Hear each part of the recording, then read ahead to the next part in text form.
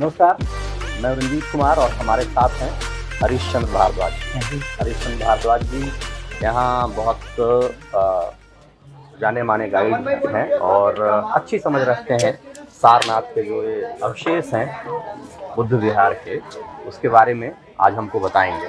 तो मैं कुछ बताऊं इससे बेहतर है कि भारद्वाज जी बताएं और इनके ज़रिए हम समझने की कोशिश करेंगे कि आज जो ये अवशेष बचे रह गए हैं इसका क्या इम्पोर्टेंस है और क्या है ये असल में। और ये सबसे पहले शुरुआत हम लोग करेंगे जहाँ पे हम लोग हैं, ये अशोक स्तंभ का ये जो आप देख रहे हैं ये पिलर है और उसके अवशेष हैं। और इसी पर जब जो भारत का नेशनल एम्ब्लेम है, राष्ट्रीय चिन्ह अशोक स्तंभ, वो इसी पे लगा हुआ था। और जो ये इसके बारे में बाकी डिटेल्स है, अब हम लोग चलते हैं हरीश जी के पास। सर हाँ। नमस्ते, मेरा नाम हरीशचंद्र भारद्वाज है। सम्राट अशोक के द्वारा 3rd सेंचुरी BC में जब उसने कलिंग युद्ध के बाद बौद्ध धर्म को स्वीकार किया, तो उस पीरियड में बौद्ध धर्म को बढ़ाने के लिए सम्राट अशोक ने लगभग भारत में 14 जगह और 2 बाहर में बने हैं पिलर, एक नेपाल में है और एक तक्षशिला में, जो वर्तमान समय पाकिस्तान में है। लुम्बिनी नामक गार्डन में नेपाल में जिस जगह पे बुद्ध ने जन्म लिया, वहाँ पर भी अशोक का पिलर है। और उस पिलर को सम्राट अशोक ने 3rd सेंचुरी BC में इसलिए बनाया क्योंकि वहाँ पे बुद्ध ने जन्म लिया। 563 BC full moon day, Vaishakh Purnima के दिन बुद्ध का जन्म हुआ। और उस जगह को चिन्हित करने के लिए आने वाले समय में कालांतर में बुद्धिस्टों को ये जगाने के लिए कि Buddha was born here and 563 BC and immediately walked 7 steps। 7 कदम वो पैदल चले।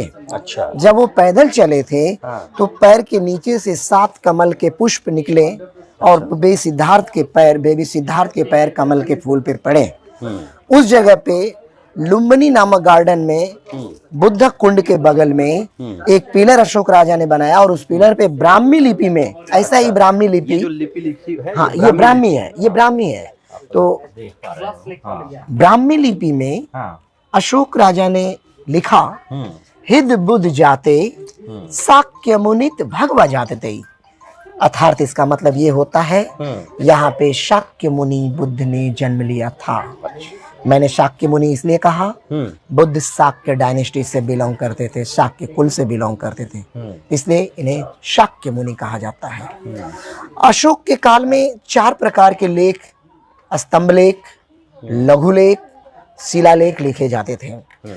और ग्रीक की तरफ, अफगान की तरफ और पर्शिया की तरफ खरोष्टी लिपि एंड आरामाइक लिपि लिखी गई। अच्छा। दक्षिण भारत की तरफ ब्राह्मी लिपि लिखी गई, उत्तर भारत की तरफ आंशिक ब्राह्मी लिपि लिखी गई, लेकिन यूपी और बिहार और नॉर्थ आपको मध्य प्रदेश और राजस्थान की तरफ पाली लिखी गई। पाली में ग्रंथ लिखे गए। बुद्ध की जो फिलॉसफी थी, बुद्ध का जो प्रवचन था, वो प्रवचन मगधी भाषा में दिए थे। मगधी, मिथिला में जाते थे तो मैथिली बोलते थे, मगध में आते थे तो मगधी बोलते थे, अवध में आते थे अवधी बोलते थे।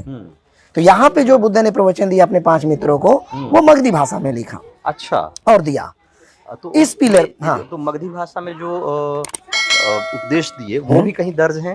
हाँ, ये एकदम हिस्ट्री में दर्ज है। हाँ। ये जस्ट लाइक दिस प्राकृतिक लैंग्वेज थी। अच्छा। जिसको बोल सकते प्राकृतिक बोलते थे, जैसे महावीर प्राकृतिक बोलते थे। महावीर ने पाली में प्रवचन दिया था, प्राकृतिक लिपि में। बुद्ध ने भी प्राकृतिक लिपि का ही लैंग्वेज था, लेकिन लोग जहाँ से बिलोंग करते थे वो सही से उनकी बातों को समझ जाए, उस भाषा को उन्होंने इस्तेमाल किया। सारनाथ के अशोक पिलर में 3 राजाओं की राजाज्ञा है। अच्छा।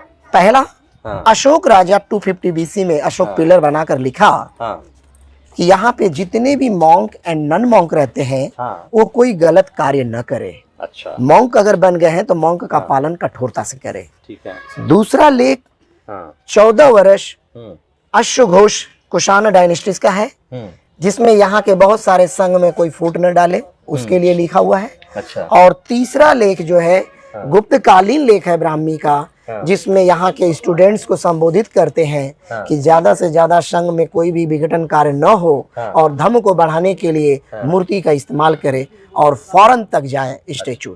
इसलिए गुप्त काल का जो फेमस मूर्ति बना वो स्कूल ऑफ आर्ट सारनाथ कहलाया, लेकिन आर्किटेक्ट ऑफ गांधार कहलाया। अच्छा, यहाँ की जो मूर्तियां बनी, ये जो लिखे जो लेख जो इसमें ब्राह्मी, ब्राह्मी लिपि में, तो इसी में ये तीनों राजाज्ञा हैं। हाँ, तीनों राजाज्ञा हैं। अच्छा, इस साइड की जो है ये जो है कि गुप्त कालीन है। अच्छा, उस साइड में अपर साइड का जो ऊपरी हिस्सा वाला है वो आपको जो है कि कुशाना डायनेस्टीज का है। उसके ठीक नीचे का जो लिखा हुआ है वो अशोका काल का है। ठीक है। और ब्राह्मी लिपि राइट से left, left to right, right to left, left to right लिखी जाती थी। क्योंकि ऐसे खोद कर लिखे जाते, अल्टरनेट, क्योंकि खोद के लिखे जाते थे। अच्छा, पत्थरों को काट कर। हाँ, तो ये पत्थरों को काट कर लिखे गए हैं। और आज भी इसकी चमक मौर्यकालीन है।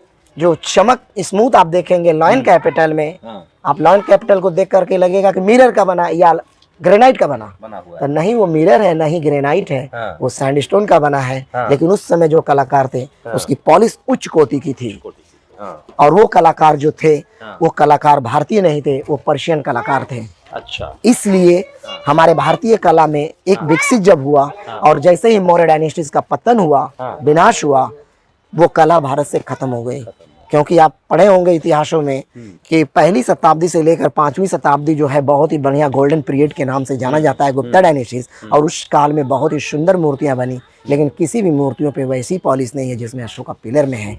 तो इससे ये अनुमान लगा सकते हैं कि हमारे भारतीय कलाकारों के पास वो कला बची ही नहीं थी, या बाहर के कलाकारों ने यहाँ के किसी लोकल कलाकारों को शेयर नहीं किया अपनी कला। ये आप यहाँ पर एक और चीज बता रहे थे सर कि ये जो यहाँ ग्लास से इसको घेर दिया गया, उसकी बड़ी वजह ये है कि ये गोल्ड फॉयल, ये ज्यादातर gold foil Thailand Buddhist monk लगाते हैं। अच्छा, और ये गोल्ड फॉयल लगाने से इस मार्क पे काले काले धब्बे आ जाते हैं। तो इस काले धब्बे को बचाने के लिए ये मिरर लगाया गया ताकि उसे टच न करे।